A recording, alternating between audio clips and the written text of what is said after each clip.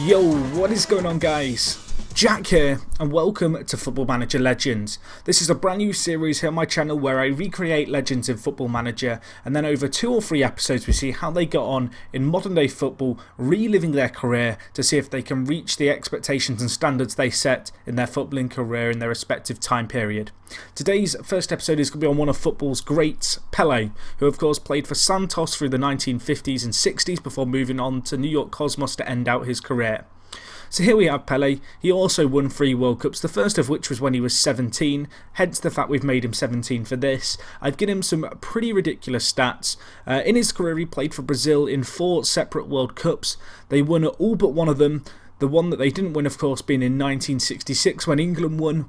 And as a result of the fact that Pele won his first World Cup when he was 17, scoring a hat-trick in the semi-final and then a brace in the final, I've given him some pretty ridiculous stats. So here he is in game. You can see I've set him to Santos, which is, of course, where he started out his career. I've given him both-footedness.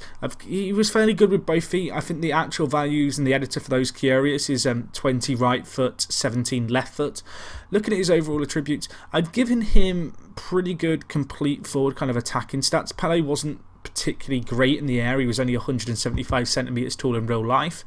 But you can see here, looking at all his attributes together, I've pretty much made him the ideal advance forward or finisher, just he doesn't have that ability in the air. But you can see here, he's going to be a fine player. I've set his current ability at 170 in the editor, with a potential ability of 195. To put that into perspective, I believe Messi's potential ability in game is 194, so that's kind of the level that I'm expecting to get to should he develop. So anyway, you can see he's valued at £11.5 million. I've actually let him have the first half of a season at Santos. I used an English start date, gave him half a year at Santos, and you can see in that time he's already performed really well, getting 20 goals in 29 games. In this series, the first 2 episodes that I'm going to do, of course this being the first, are going to focus on the World Cup. I'm then going to do a 3rd episode covering Pele where we look at his club career wherever he ends up. So anyway, guys, I'm going to go forward 4 years' time to Pele's first World Cup, and we're going to take a look at how Brazil get on and see if he can live up to his legacy of reaching 3 World Cup wins, I guess, when reliving his career in the year 2014. So I'll be back in just a second. Okay guys, so we are back. It's been 4 years and my word, he's ended up at Real Madrid. I should point out in the editor I did give him 20 loyalty, because of course in real life Pele only played for 2 clubs in his club career. He played for Santos and then went on to Cosmos, but it appears the money over Real Madrid in modern football was just too much for him to resist. You can see here, looking at his actual performances, never played for the Brazil under-21 side, went straight into their first team. He's on 300 grand a week, he's worth £64 million, he must be playing at close to his potential ability already, which is ridiculous. So you can see 4 years in, he's only 21 and he's already living up to the hype.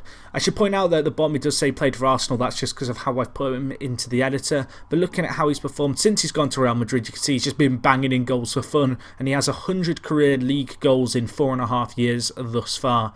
He moved to Real Madrid for £21 million too. But anyway, as I mentioned, for this episode we're going to be focusing primarily on the 2 World Cups that he's taken part in 2018 and 2022. So I guess we'll look at the first one of those here. And as you can see, looking at the World Cup, England won it in 2018. He did, however, get the top average rating. Pele here with an 8.52 average rating, which is significantly better than the next best player, which is Cristiano Ronaldo. If we just compare these 2 players so you guys can see how they compare, Ronaldo probably has him in most areas, but Pele's technicals that little bit better, and Pele's physicals probably edge him. It's a very close. It's difficult to compare these 2 players because they're 2 very different players. But you can see here, Pele finishing 4th in the top goal scorers behind Danny Welbeck and Cristiano Ronaldo of all people. And you can see he also came runner-up in the Man of the Match awards, grabbing 3 Man of the Matches. Anyway, as you can see here, they didn't reach the final. Brazil, did they reach the semi-final? Nope. Did they reach the quarter-final? Yes, they did. They lost to Portugal. If we can see here, Ronaldo grabbing one of the goals there, as Brazil were beaten quite comprehensively by the looks of things, 3-1. Looking at it here, Pele did grab 1 goal. Marcelo was sent off for them, which probably let Brazil down a little bit. Kind of funny to imagine Pele and Neymar are up front alongside each other. But he's not done too bad, Pele. He's not done too bad at that World Cup. He's not won it, which is kind of what I was hoping and expecting he might do to live up to that legacy. But he's performed big on the big stage. Unfortunately, he's been unable to carry the rest of his team to glory. If we take a look at Brazil, you can see here he is considered their best key player. They're actually third in the world rankings, which is pretty decent. Looking at a few of their more general performances, you can see in the group stage they actually lost 3-1 to Holland, but they did beat Mexico 3-1.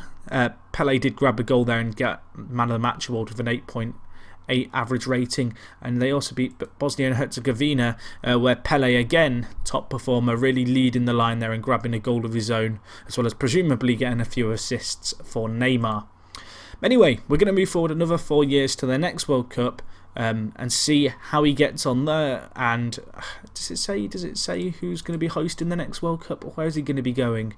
It doesn't say. Well, time will tell. This one was hosted in Russia. England won it. I wonder if Pele is going to be able to get some revenge in the year 2022. Okay guys, so we are back looking at this here. Pele still at Real Madrid, still absolutely incredible, still on £300,000 a week.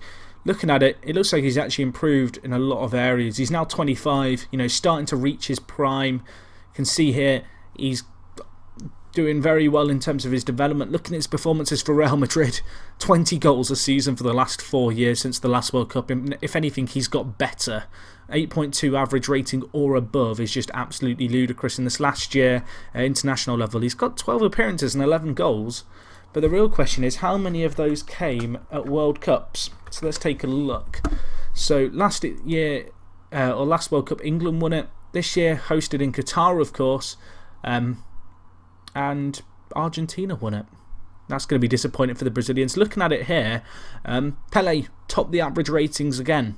So he is performing in the World Cups. He just can't seem to carry his Brazilian teammates to glory. And he also finished joint first with Carlos Vieira in the Man of the Match award. So pretty unfortunate there, but he doesn't appear in the top goal scorers.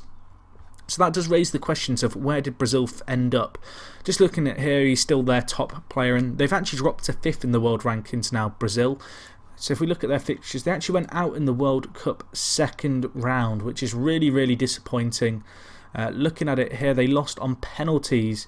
They actually pulled back really late to get a 90th minute goal to take it to extra time and then penalties. And looking at it, Pele did score in the shootout, so really let down by some of his teammates there. In the group stage, they beat Saudi Arabia 5-0. Pele got 2 goals there. He also got Man of the Match with a 10.0 average rating, so incredible World Cup performance by him there. Brazil then drew with France. Pele actually getting the late goal to rescue a draw there. And in their first game, they played Congo, and Pele did grab another there. So he did get 4 this World Cup, so he certainly did himself justice. Looking at this, we have the World Cup best 11 for this year. He was up front for them.